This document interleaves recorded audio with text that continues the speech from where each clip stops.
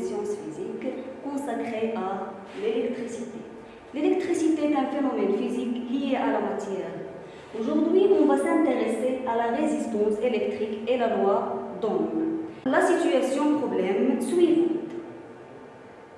Quelle relation existe-t-elle pour une résistance entre l'intensité et la tension?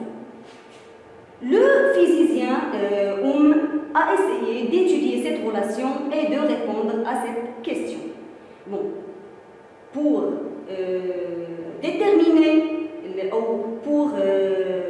répondre à cette situation problème, on va commencer par étudier la caractéristique d'un conducteur ohmique et la loi d'Ohm.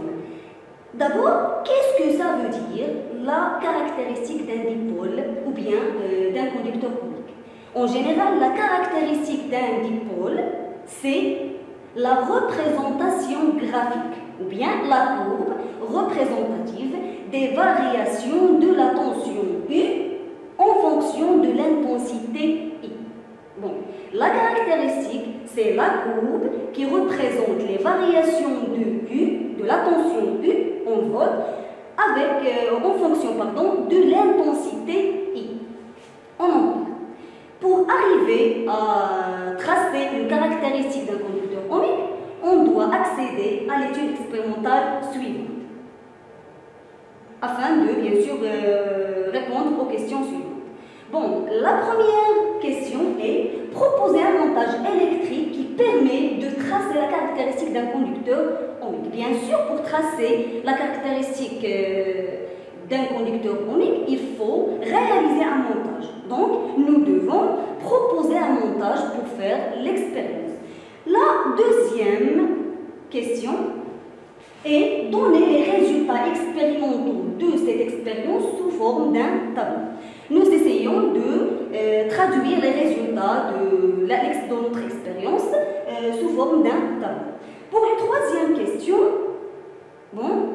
il faut tracer la courbe représentative, la caractéristique bien sûr, des variations de U en fonction de I.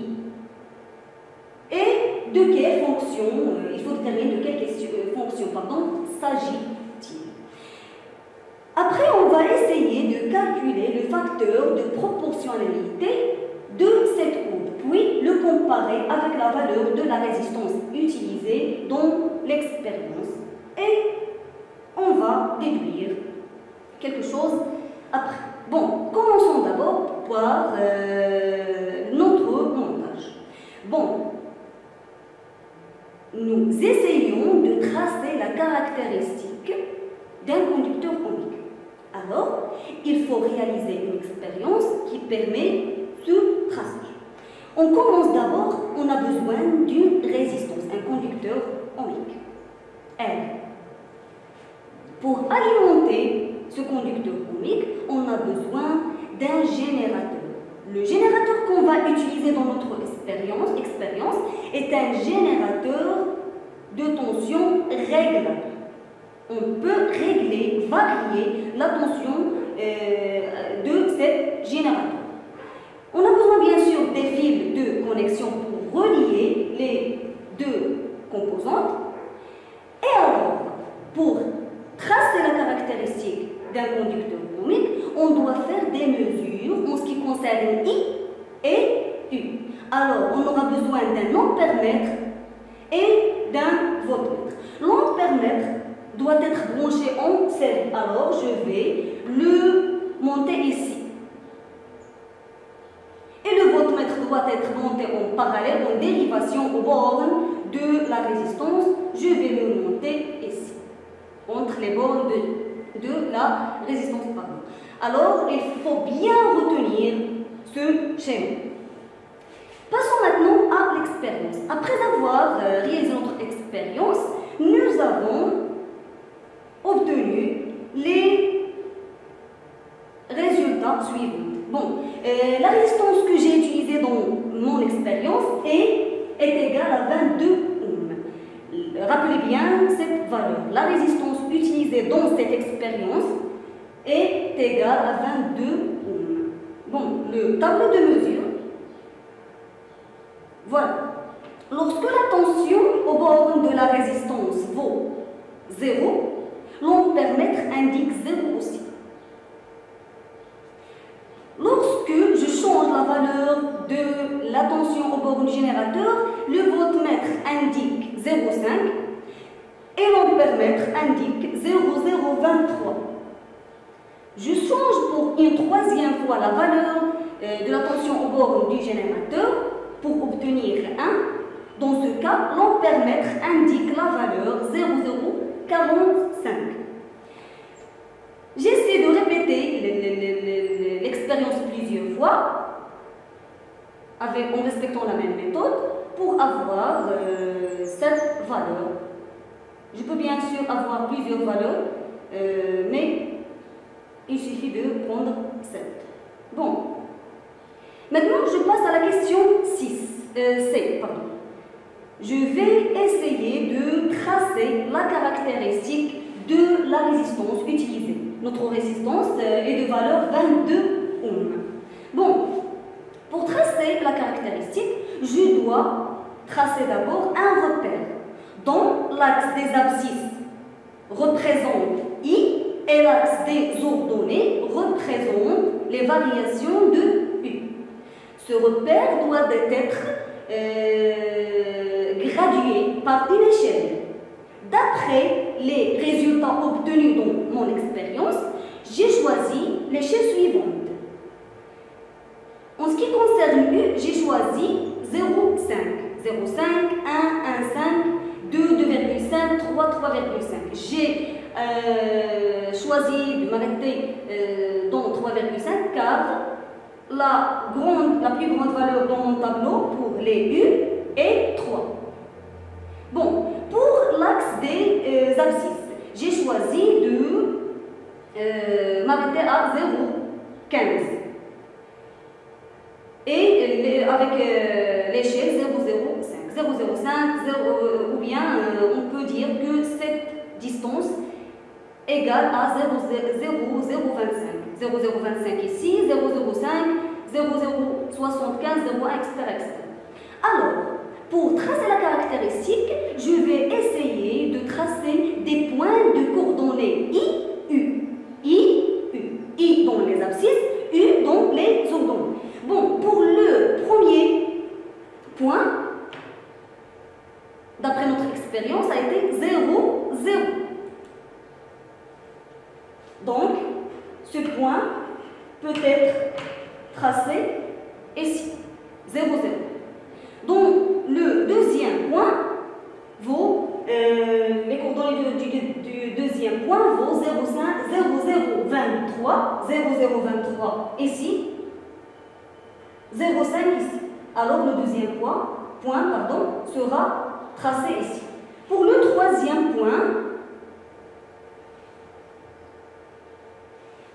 l'intensité du courant électrique vaut 0,045, 0,045 presque ici. La tension électrique vaut 1. De la même manière, on trace les autres points.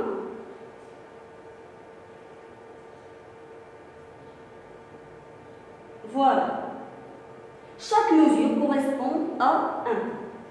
Bon, maintenant, je vais essayer de relier tous ces points. On observe qu'ils sont alignés. Tous les points sont alignés. Donc, on dit que la caractéristique d'un conducteur ohmique est linéaire. C'est une droite qui passe par l'origine du repère. Donc, l'expérience a montré que la caractéristique d'un conducteur ohmique est une droite qui passe par l'origine du repère. Maintenant, essayons de calculer le facteur de proportionnalité, ou bien le facteur directeur, ou bien, on dit la pente de cette courbe. D'après les relations mathématiques, le facteur de proportionnalité est égal à la différence des ordonnées, delta U, sur la différence des abscisses, delta I. Qu'est-ce que ça veut dire, cette différence? C'est, on doit choisir deux points, par exemple A et B, appartenant à la droite, appartenant à la caractéristique, à la courbe, puis on va essayer de calculer le rapport U de A moins U de B sur UI de A moins I de B. Bon, dans cet exemple, je vais choisir deux points. Le premier point A, de coordonnées 0,092 ampères et 2 volts, et le deuxième, de coordonnées 0 ampères, 0 volts. Donc, pour appliquer, ou bien pour calculer le coefficient de proportionnalité, on va essayer de faire ce qui suit.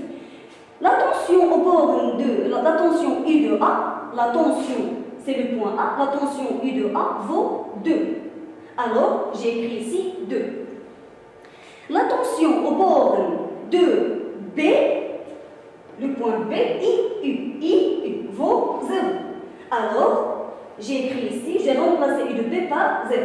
Alors, 2 moins 0 volts. Dans le dénominateur, I de A vaut 0,092 ampères. Je l'ai remplacé par sa valeur. Pour I de B, 0. Voilà. Alors, par calcul, on trouve que le coefficient ou bien le facteur de proportionnalité vaut 21,74, presque 22 volts par ampère.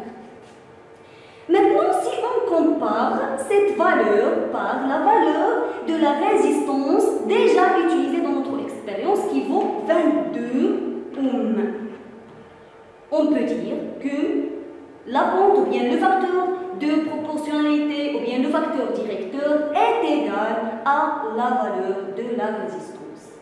Donc, pour calculer la résistance ou bien la valeur de la résistance d'un conducteur ohmique, à partir d'une courbe, il suffit de prendre deux points et de calculer le facteur de proportionnalité. Cette relation se traduit en R est égal à U fois I. Il faut faire attention que pour appliquer cette relation, nous devons respecter les unités. La résistance doit être en ohm, la tension en volts et l'intensité du courant électrique doit être en ampères. Alors,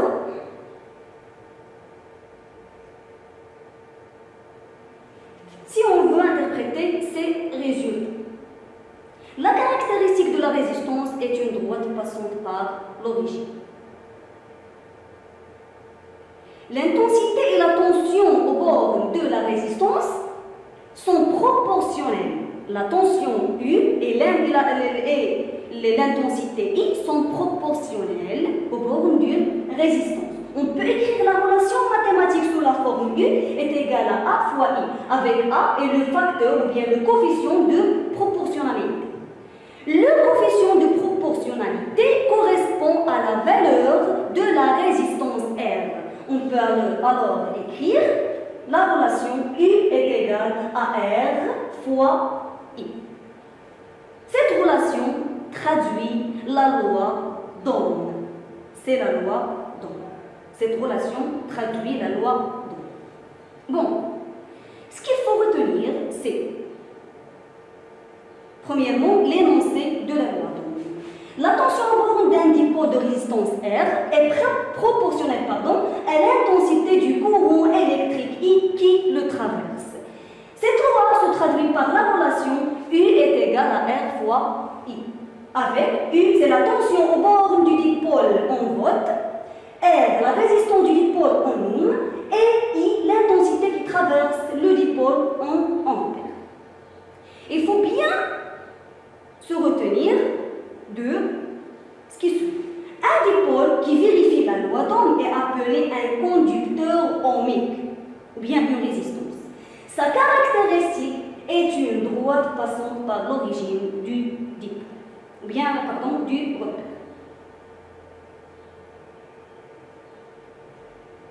Bon, passons maintenant à quelques exercices d'application. Commençons par l'exercice 1. On applique aux bornes du conducteur ohmique une tension U est égale à 3 volts. Un courant électrique traverse le conducteur ohmique. L'ampèremètre indique la valeur I est égale à 60 milliampères. La première question, calculer la résistance du conducteur ohmique. Bon, la question est de calculer la résistance. La résistance, d'après le cours, est notée R. Donc, on cherche la résistance R. D'après ce cours, on a étudié une seule relation. C'est la loi d'Ohm. U est égal à R fois I. Donc, nous devons chercher dans l'énoncé la valeur de U et celle de I. Bon, la valeur de U vaut 3 volts. Celle de I vaut 60 mA. Donc, on peut appliquer la loi d'Ohm. Alors, la réponse est la suivante. D'après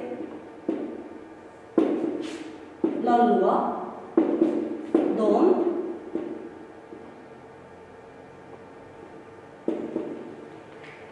on écrit que U est égal à R fois I. La question est de déterminer la valeur de R. Bon, d'après les relations mathématiques, R sera égal à U sur I. Pour ceux qui ne comprennent pas ce passage, il suffit de regarder la relation. 10 est égal à 5 fois 2. 5 est égal à 10 sur 2. Alors 5, c'est le même place que R, va égal à 10 sur 2, c'est U sur I. Donc, retournons à notre exercice. Pour appliquer cette relation, il faut faire attention aux unités. Alors, R en oméga. La tension au borne du conducteur ohmique doit être en volts et I doit être en ampères.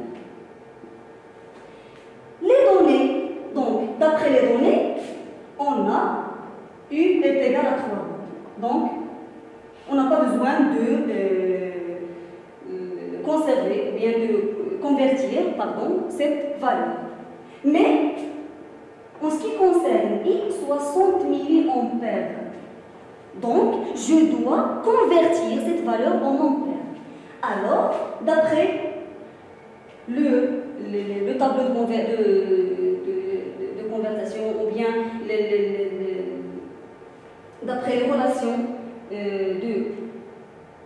vues dans le cours, 60 sera multiplié par 10 puissance moins 3 pour la convertir en ampères. Alors, la valeur de I est 0,06 ampères. Maintenant, je vais remplacer. Remplaçons dans la première relation notée. Donc, la première relation, bien, je vais la noter étoile. Donc, étoile, on trouve que R est égal à 3 sur 0,06.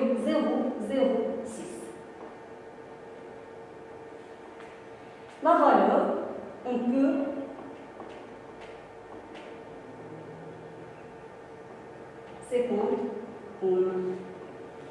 R est égal à 50. R est égal à 50 ohms. Bon, vous avez compris, je vais effacer le tableau. Pour passer à la deuxième question.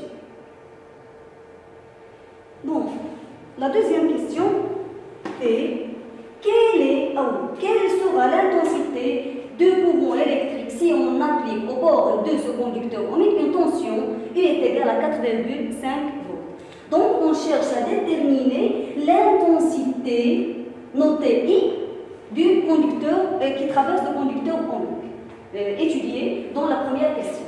Donc d'après, même chose, d'après la loi d'Ohm, U est égal à R fois I. Nous cherchons I. Alors, I est égal à U, regardez, U sur R. Et je passe maintenant à l'application numérique. Application numérique. I est égal à, la valeur de U est 4,5 et celle de R vaut 5. Alors,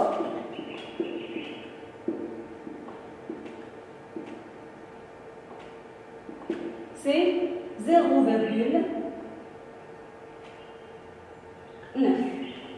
ampères. Passons maintenant à l'exercice numéro 2. D'après le graphe ci-contre représentant la caractéristique d'un dipôle, quelle est la nature du dipôle étudié avec la justification? Bon, la caractéristique étudiée est une caractéristique qui passe par l'origine du repère. Alors, le dipôle étudié est un conducteur ohmique. C'est la réponse. Donc, la caractéristique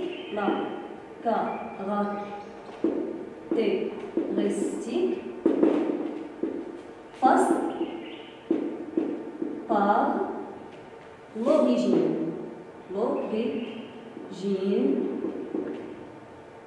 du repère.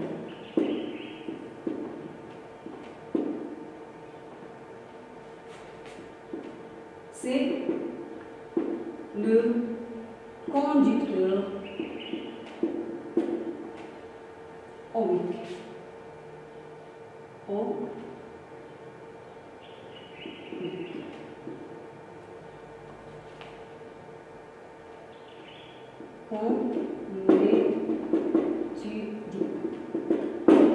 Passons maintenant à la deuxième question.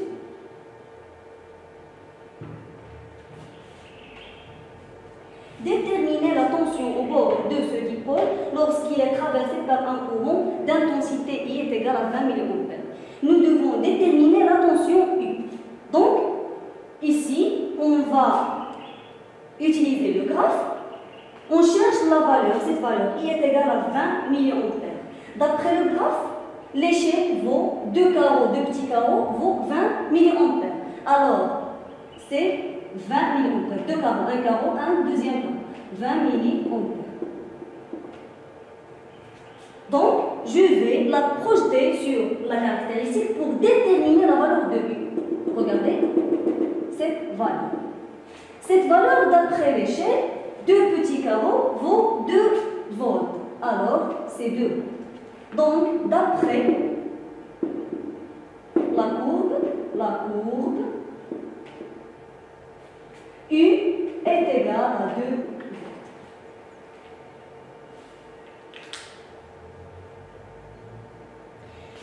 Pour la troisième question, déterminer la valeur de la résistance utilisée.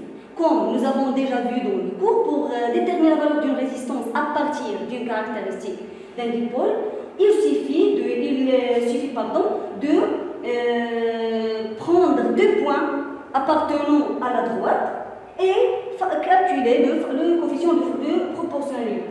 Donc on sait que A, le facteur de proportionnalité, est égal à R, est égal à delta U sur delta U. L'application numérique, par application numérique, R est égal à. On va prendre 2 points, 0, 0, le premier point, I est égal à 0, U est égal à 0.